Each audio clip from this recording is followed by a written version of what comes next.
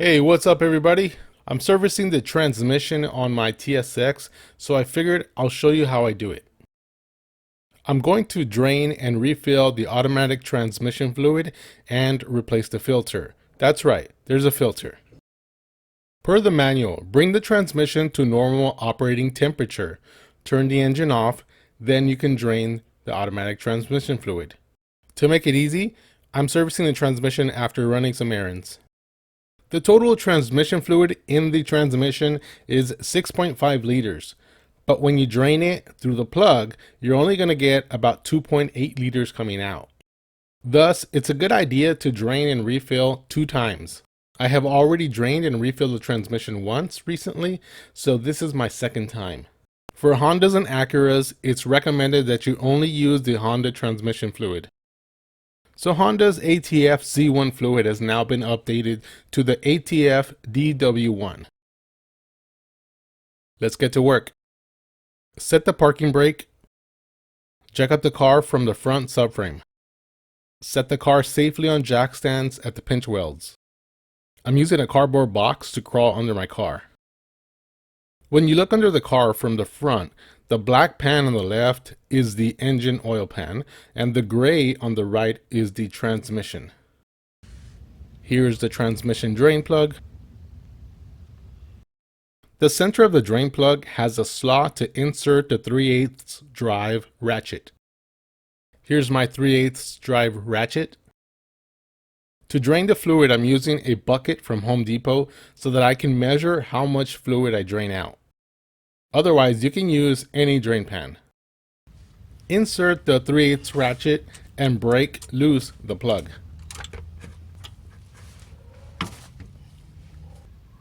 Unthread the plug carefully and quickly remove the plug and let the fluid drain.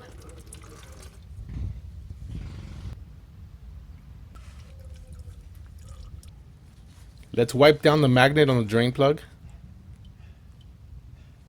You'll need to use a new washer before putting the drain plug back. The size of the washer is M18, which I don't have, but I used the M20 and that worked. Wipe down the drain hole and thread in the drain bolt carefully. Per the manual, torque the bolt to 36 foot-pounds. I set my torque wrench to 35, then move it 1 foot-pound up. Then tighten the lock screw at the bottom of the torque wrench. Listen for the click. Here's the fluid that came out. In total, about 2.7 quarts. Let's get a closer look at the fluid. Here's the old fluid on the left and clean new fluid from the bottle on the right. We will add the new transmission fluid through the dipstick. Here's our dipstick. Let's pull it out. I'm using a long neck funnel. Insert the funnel. Pour in 1 quart. Here's the second quart.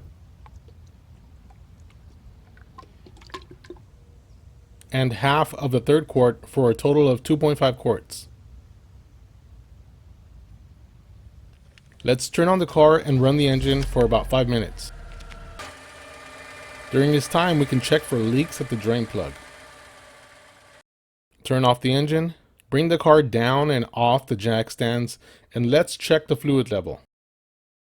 Pull the dipstick, wipe, fully reinsert the dipstick, and check the level.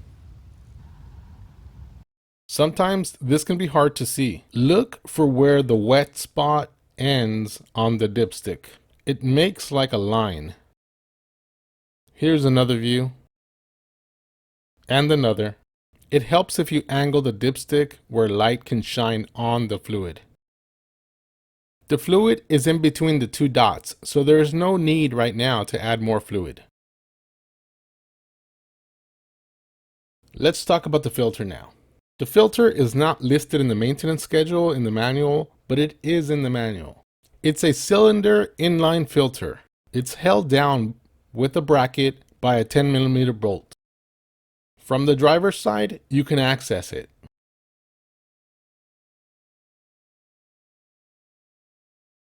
There are two hoses attached to it by those annoying clamps. It is really difficult to remove the filter because of the tight spot. To make it easier, you can remove the intake tube to give you more room. This time, I just loosened the hose a bit. I used the 90-degree needle nose pliers to slide off the clamps. My buddy Joe helped me out with the other clamp. He used the regular needle nose pliers and stuck his arm under the intake tube.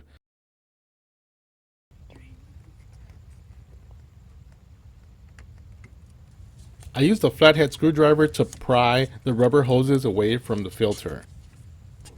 It helps to use pliers to wiggle the hose to loosen it. One side is coming loose, the other side needs more prying.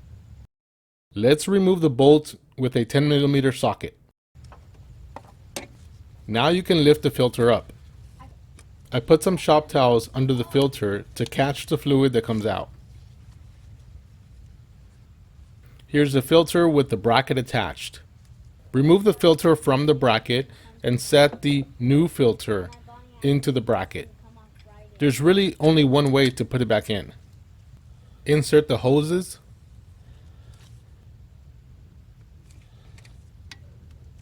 Replace the 10mm bolt. Now compress the clamps and slide them back on. Easier said than done. Here's a photo after we got the clamps back on. Here's the team. Let's go over some tips. You can replace the old clamps with gear clamps, which should make the next replacement go easy. You don't have to push the hose flush with the wall of the filter. In fact, leave a small gap. That will help removing the hoses next time. So how often should you replace your ATF fluid and filter? According to the manual, it says every 90,000 miles or 5 years, whichever comes first. But it also says that under severe conditions, you need to change it every 30,000 miles or 2 years, whichever comes first. So what is considered severe driving condition?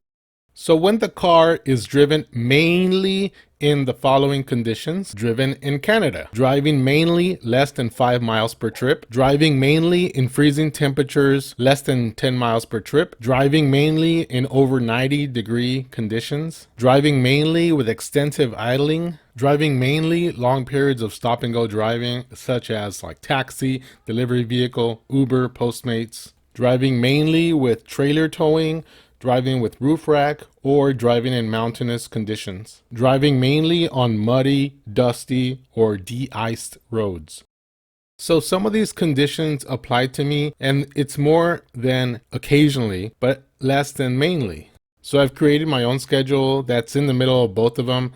So every 45,000 miles or 3 years, whichever come first, that's when I service my automatic transmission. If you're wondering what's inside the filter, well, I took it apart.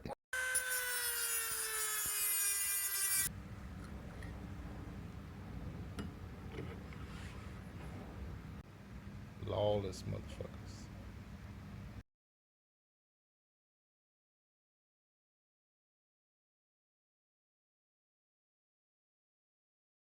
All right, we've reached the end of the video. Thanks for watching. If you have any questions, comments, feel free to leave them below. Links and additional information will be in the description of the video.